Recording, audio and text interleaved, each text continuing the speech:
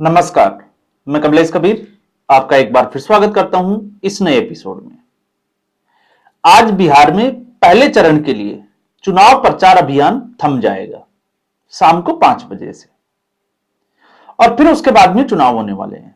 तो प्रथम चरण के लिए अगर हम देखें तो 121 सीटों पर चुनाव होने वाला है और जहां हम 2020 की स्थिति को देखते हैं तो 2020 में इन्हीं 121 सीटों में से, क्योंकि इसमें सीमांचल का क्षेत्र भी आ जाता है, इसलिए यह बात जो है वो बड़ी इंपॉर्टेंट हो जाती है। क्योंकि जब भी हम सीमांचल की बात करते हैं तो फिर मुस्लिम वोट बैंक जो है वो हमारे जहन में आ जाता है।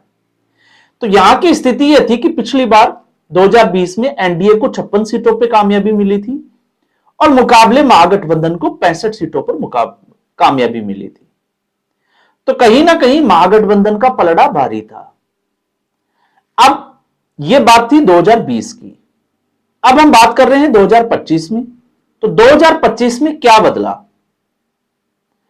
क्योंकि इस वीडियो में जब तक आपने देखा होगा, हरियाणा में भी हमने बात की थी, महाराष्ट्र में भी बात की थी, लेकिन जब मत पड़ गए थे तो उसके बाद में हमने एक मोटा मोटा आकलन किया था।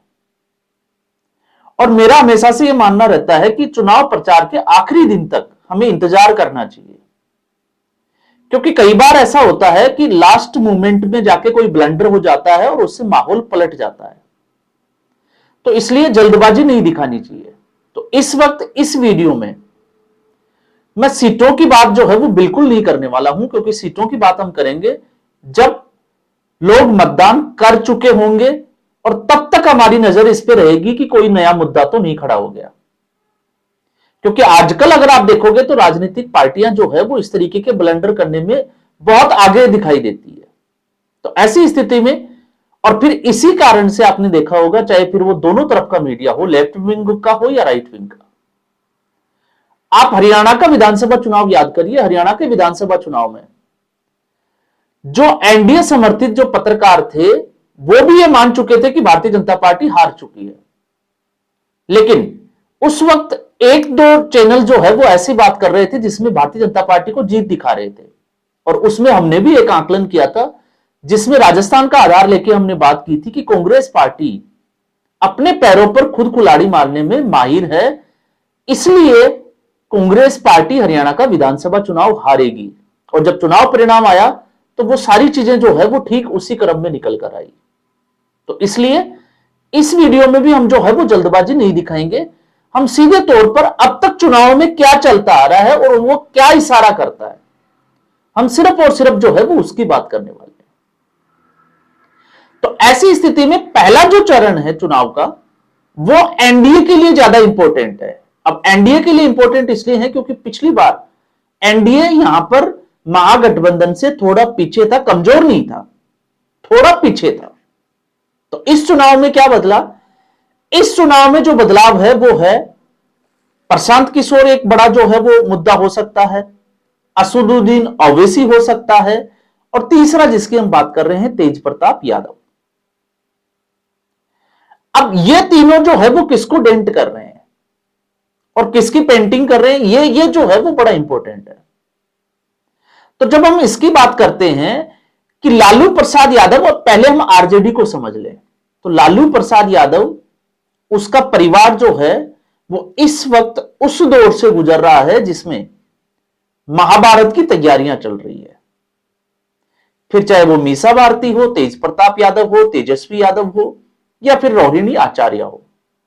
तो लालू प्रसाद यादव ने एक तरीके से तेजस्वी यादव को अपना उत्तराधिकारी जो है वो घोषित कर दिया है, क्योंकि उनको लगता है कि तेजस्वी यादव जो है वो पढ़ा लिखा है, थोड़ा तेज प्रताप यादव के मुकाबले की बात कर रहा हूं मैं, थोड़ा सेंसिबल है, उसमें बोलने का तरीका है, कुछ हरकतें। क्योंकि तेज प्रताप यादव, अगर दोनों में आप ये बात करोगे कि खुले दिल का कौन है, तो फिर तेज प्रताप यादव जो है वो आगे दिखाई देते हैं।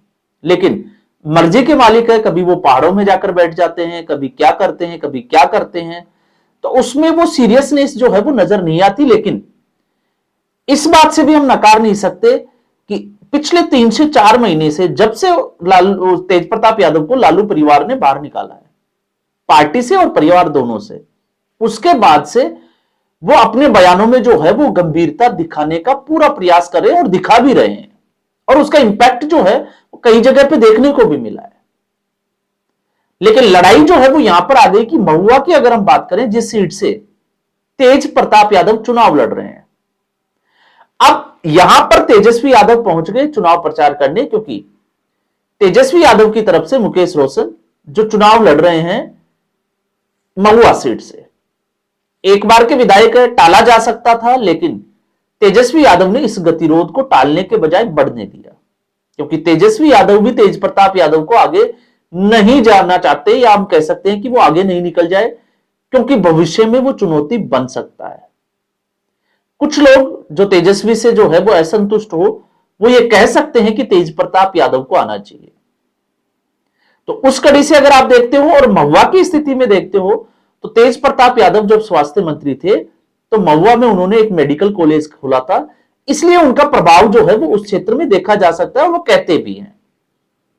लेकिन अब तेज प्रताप यादव ने तेजस्वी यादव के जाने के बाद में यह कह दिया कि अब वो भी जो है वो चुनावी मैदान में उतरेंगे तेजस्वी यादव के खिलाफ। तो ये है तेज प्रताप यादव।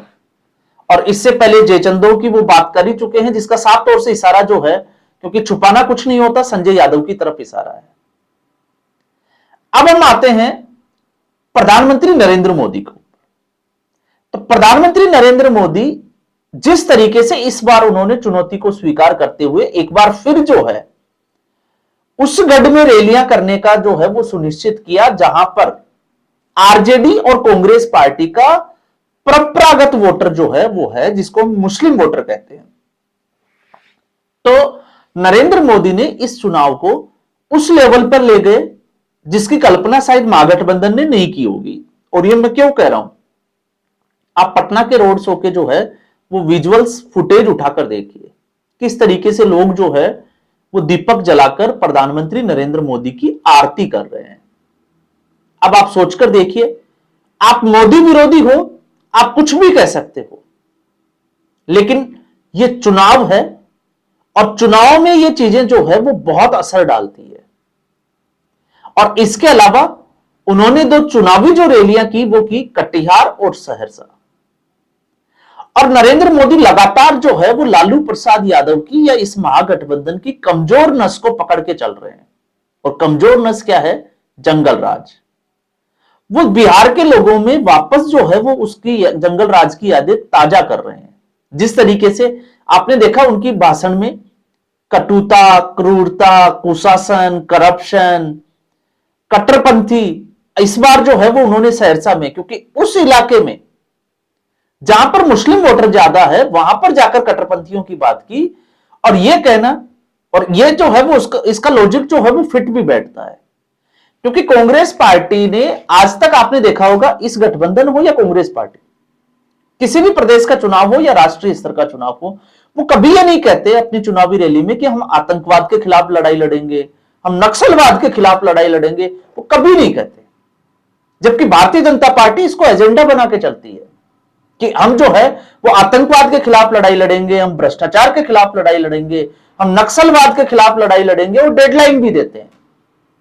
ये दोनों में जो है वो बड़ा, जिसको हम कहें कि मूल अंतर है, जहां एक तरफ जो है वो विजन दिखाई नहीं देता और दूसरी तरफ एक विजन होता है, एक टारगेट होता है कि हम ये जो है वो करने वाले हैं। तो ये एक जो है, इसको हम बड़ा फर्क कह सकते हैं इन दोनों के बीच में। क्योंकि आपने देखा होगा, जब वक्फ संशोधन अधिनियम बिल संसद से पारित हो गया, पास हो गया, वो पारित भी हो गया, ऐसी स्थिति में तेजस्वी यादव का यह कहना कि वो वक्फ को कूड़ेदान में डाल देगा, तो इसका मतलब क्या होता है? इसका मतलब साफ तौर से, जिस तरीके से नरेंद्र मोदी ने कहा कि कट्टरपंथियों के आगे घुटने टेक दिए हैं, तो वो नजर आता है। 3 तलाक, सबको पता है कि यह गठबंधन जो है वो 3 तलाक के खिलाफ क्यों था। तो विजन कम और सिर्फ नरेंद्र मोदी का विरोध और उनका मुस्लिम वोटर का जो साथ है, उसके आसपास जो है वो कांग्रेस पार्टी और उसके सहयोगी दल अब तक घूमते हुए नजर आ रहे हैं। और फिर अगर हम उसके बात करें तो प्रधानमंत्री नरेंद्र मोदी ने आगे जो विरासत की बात की, क्योंकि अब मुद्दा आता है परिवारवाद का, और परिवारवाद के साथ आता है जंगल राज। तो तो आपने देखा तेजस्वी यादव ने अपने पोस्टर जो है वो बड़े कर दिए और लालू यादव को थोड़ा छोटा कर दिया, थोड़ा नहीं बहुत छोटा कर दिया। और राहुल गांधी का तो आपको पता ही है कि क्या हाल कर रखा है तेजस्वी यादव ने, इसलिए सिर्फ और सिर्फ इसलिए कि लोगों के जहन में वो जंगल राज की यादें ताजा ना हो जाए। और तेजस्वी यादव लगातार जो है वो अपनी रैलियों में बच भी रहे हैं लालू यादव का नाम लेने से। क्यों बच रहे हैं, अब मुझे जो है वो कुछ कहने की जरूरत नहीं है, क्योंकि अब जो है वो प्रथम चरण का चुनाव आखिरी पड़ाव पे आ चुका है। अब हम आते हैं, इससे थोड़ा सा आगे बढ़ जाते हैं।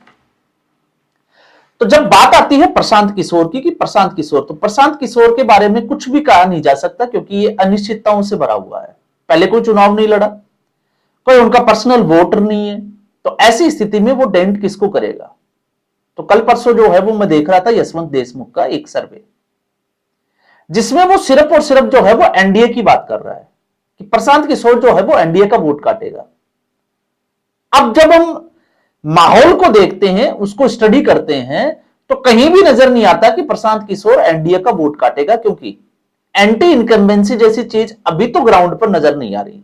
और वैसे भी राजनीति प्रो इनकम्बेंसी और एंटी इनकम्बेंसी से अब बाहर निकल चुकी है। चाहे आप हरियाणा का देख लीजिए, मध्य प्रदेश का देख लीजिए। क्यों? क्योंकि एंटी इनकम्बेंसी अगर आप देखोगे तो वो नजर आती है जब विकल्प मौजूद हो। अगर राष्ट्रीय स्तर पर हम देखते हैं तो नरेंद्र मोदी जो तीसरी बार चुनाव लड़ चुके हैं, आखिर एंटी इनकम्बेंसी का असर क्यों नहीं हुआ इतना? क्योंकि विकल्प कमजोर था। तो जब हम बिहार की बात करते हैं तो फिर सीएम नीतीश कुमार का विकल्प क्या है? अब आप ये कह सकते हो कि नीतीश कुमार जो है उससे ज्यादा तेजस्वी यादव पॉपुलर है मुख्यमंत्री पद के लिए, क्योंकि सर्वे तो यही दिखा रहे हैं।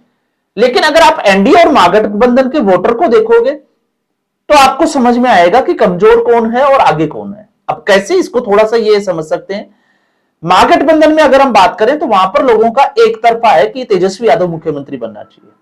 तो अगर जो महागठबंधन की राजनीति से हम जो है वो हम कह सकते हैं कि वोटर है, वो ये कहेगा कि तेजस्वी यादव। लेकिन जब एनडीए की बारी आएगी तो फिर वहां पर एनडीए में चिराग पासवान की पार्टी वाले कहेंगे कि चिराग पासवान होना चाहिए, सम्राट चौधरी वाले कहेंगे फॉलोवर्स की सम्राट चौधरी को मुख्यमंत्री बनना चाहिए, और नीतीश कुमार के बोलेंगे कि नीतीश कुमार। तो एनडीए यहां पर डिवाइड है। तो इसका मतलब यह नहीं है कि नीतीश कुमार के खिलाफ एंटी इनकम्बेंसी है। इसलिए यशवंत देशमुख का यह जो आकलन है, ये 14 नवंबर को कहां जाएगा, अब आप समझ सकते हैं, ये कूड़ेदान में जाने वाला है। आप लिखकर रख लीजिएगा। और जहां आती है प्रशांत किशोर की बात कि प्रशांत किशोर किसको डेंट करेगा, तो अब तक जो है वो ये आकलन, मैं ये नहीं कहता कि नीतीश कुमार क्योंकि एंटी इनकम्बेंसी होती है। और युवाओं में अगर आप जाते हो तो प्रशांत किशोर इस वक्त पॉपुलर है, लेकिन कितना वोट ले जाएगा, 1% या 2%? इससे ज्यादा वो एनडीए का वोट नहीं ले जा सकता है। लेकिन उससे बड़ी जो चुनौती निकल कर आएगी इस पूरे महागठबंधन और प्रशांत किशोर के लिए, वो होगी लाभार्थी वर्ग। और लाभार्थी वर्ग में महिलाएं सबसे ज्यादा आगे हैं। तो नीतीश कुमार का इस वक्त जो वोटर होगा वो महिला वोटर होगा। और आप देख लीजिएगा, अगर महिला वोटरों की संख्या पुरुष वोटरों से ज्यादा हुई तो फिर आप देखिएगा महागठबंधन का सुपड़ा साफ होता हुआ नजर आएगा। तो यह स्थिति प्रशांत किशोर के हवाले से हम देख सकते हैं। विस्तार से हम चर्चा करेंगे एक एक मुद्दे पर, लेकिन एक बार मत पड़ जाए उसके बाद में, क्योंकि तब तक एक सटीक आकलन करने का एक इशारा जो है वो मिल चुका होता है। और फिर उसके बाद आते हैं असदुद्दीन ओवैसी। असदुद्दीन ओवैसी जो है वो इस बार महागठबंधन को चुनौती देते हुए नजर आते हैं अंगुलियों में खिलाने के लिए। स्टेटमेंट आपने देख ही लिया होगा। और पिछली बार का आपने देखा है कि किस तरीके से उन्होंने, हालांकि वो 5 सीटें जो है वो आरजेडी की तरफ चली गई बाद में, लेकिन असदुद्दीन ओवैसी का इंपैक्ट देखा जा सकता है। तो प्रधानमंत्री नरेंद्र मोदी की रैली, असदुद्दीन ओवैसी और प्रशांत किशोर, तो महागठबंधन में इसमें जो है वो कमजोर होता हुआ दिखाई दे रहा है। और इसकी स्वीकार्यता देखनी है तो आप तेजस्वी यादव को छोड़ दीजिए, क्योंकि तेजस्वी यादव जंगल राज हम बहुत बात कर चुके हैं। और एक तेजस्वी यादव का एक वोटर भी है जिसको हम यादव और मुस्लिम वोटर जो है वो है, उसको कोई नकार नहीं सकता। लेकिन इस गठबंधन की सबसे कमजोर कड़ी है कांग्रेस पार्टी। कांग्रेस पार्टी, आप नजर डालिए राहुल गांधी को, तो राहुल गांधी नरेंद्र मोदी को नाचने वाली बात कह के खुद जो है वो पानी तालाब में कूद जाते हैं मछुआरों के लिए, तो वोट के लिए ही तो कूद रहे हैं, आप खुद सोचकर देखिए।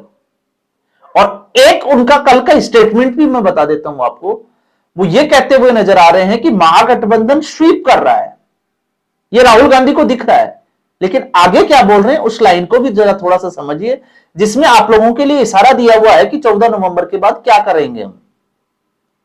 महागठबंधन स्वीप कर रहा है, लेकिन हरियाणा, मध्य प्रदेश, महाराष्ट्र और भी दूसरे नाम लिए उन्होंने, जहां पर वोट चोरी हुआ और उसके सबूत हम दे देंगे। मतलब आप ये कह रहे हो कि स्वीप करेंगे लेकिन हम चुनाव नहीं जीतने वाले, क्यों? क्योंकि वोट चोरी होने वाली है, बहुत सारे वोटर्स जो है वो इस लिस्ट से कट गए हैं। ये राहुल गांधी का तर्क है। तो फिर सवाल ये होता है कि आपका वोट चोरी होगा, वोट कटेगा, भीड़ तो नहीं कट रही ना, क्योंकि 2019 में तो राहुल गांधी ये कहते थे कि भीड़ बहुत आती है देखने के लिए, सुनने के लिए, लेकिन वोट क्यों नहीं आता?